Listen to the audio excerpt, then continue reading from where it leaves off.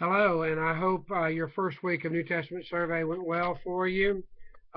We are going into to the second week, and I'll be dealing with chapters 3, 4, and 5 this week. That'll be your reading assignment.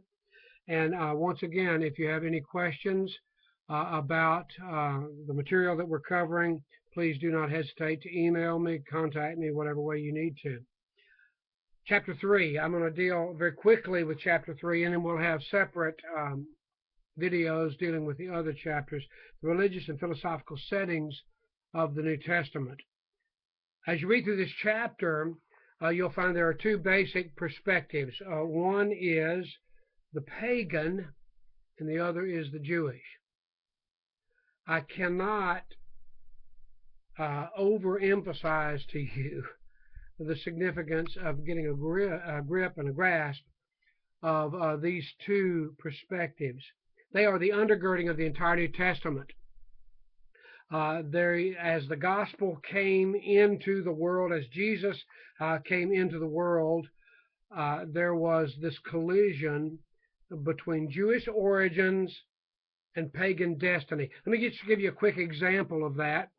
The book of Acts, which is the story of the early church, begins in Jerusalem, ends in Rome.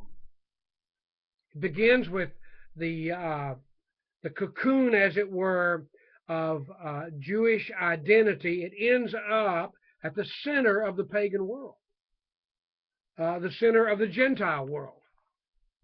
This is something of the picture of the New Testament. It's a picture of that which we find in all of the books of the New Testament.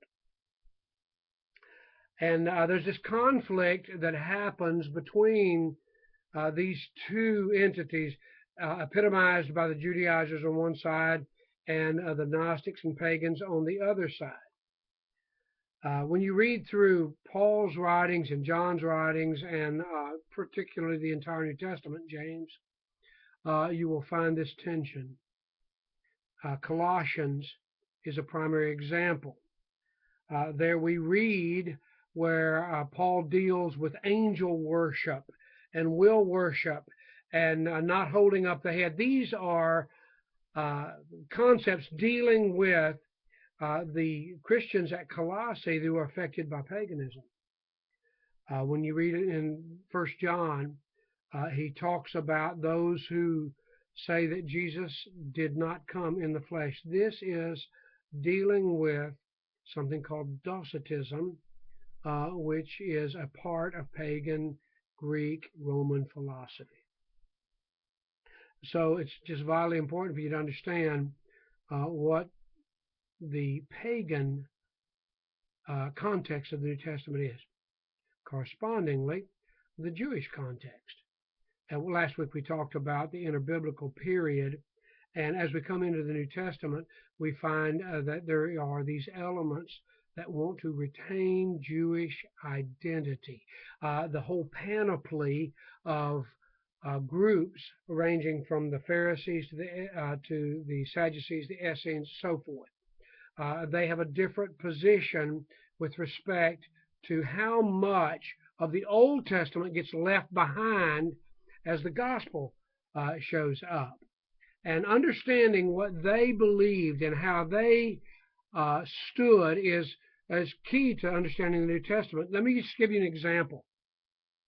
When you look at the disciples of Jesus, amazingly, Jesus picked across the boards. He picked Matthew, who was a publican, sold out to the Roman Empire. Correspondingly, he also picked a zealot, an exact opposite.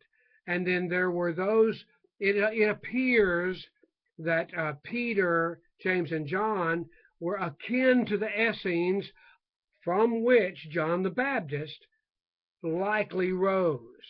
So Jesus covers the entire spectrum of the Jewish setting of the New Testament.